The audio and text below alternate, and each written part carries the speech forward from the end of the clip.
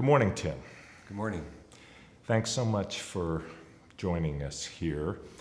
As I remember, your presidency began in 2012. What are some of the challenges that you remember?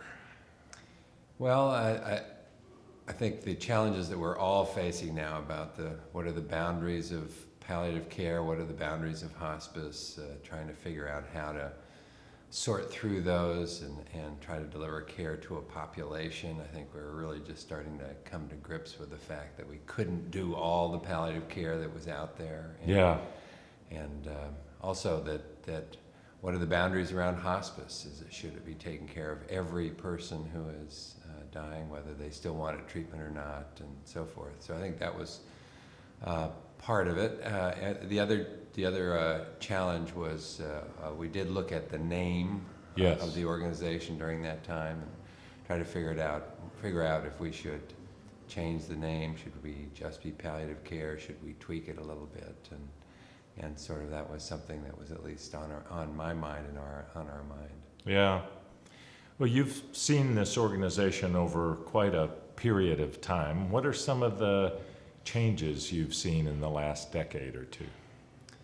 Well, the organization's grown like a bad weed or a good weed, depending on how you look at it, but mainly as like a good weed. I mean, it's really grown astronomically.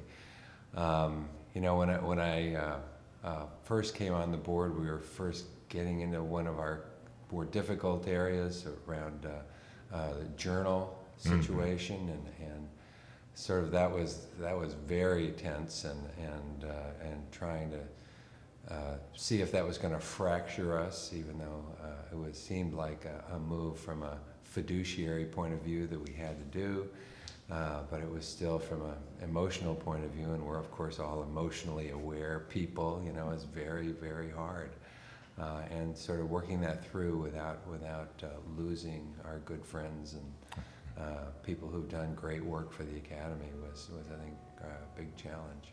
Yeah. As you look ahead, what do you see as opportunities for the Academy? Which way should we be aiming here? Well, I think my own point of view would be that we have to sort out how much of the work of palliative care do palliative care specialists have to do. So this is it's been a little bit of my saw, because I just see it as such a huge issue. The aging of the population, the increase in chronic serious illness says that this is our zone, but it's way too big for us to do, and the whole notion of having a interdisciplinary team see every patient who's seriously ill, I just think is not sustainable. So then we have to regroup a little bit and say who really needs that level of palliative care support, and that's where the palliative care consultant and team might be. And then we have to train up good doctors and good nurse practitioners and good nurses, to social workers and other team members to do the basics of palliative care. And it's a really difficult issue for us, because the places that are being successful right now are just getting bigger and bigger and bigger, and I don't know that that's the right model, frankly, because I don't think it's sustainable. Yeah. So in terms of opportunities, you see more in the way of working with other groups? Definitely. I think educating other groups, I think working out within our own shops how to train up other people, other interested people, and maybe other uninterested people. But I think the training up, the raising the floor of the people who take care of sick people is a real opportunity for us. And I think continuing to figure out where we fit and how we fit. I mean, we're moving into the outpatient area, we're moving in the home care area.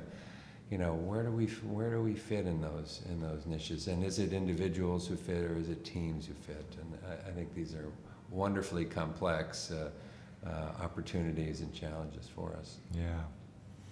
I mean, what characteristics do you see the leaders of the future needing? I mean, you've really been a pioneer in a lot of ways, but the leaders in the future need a little different set of skill.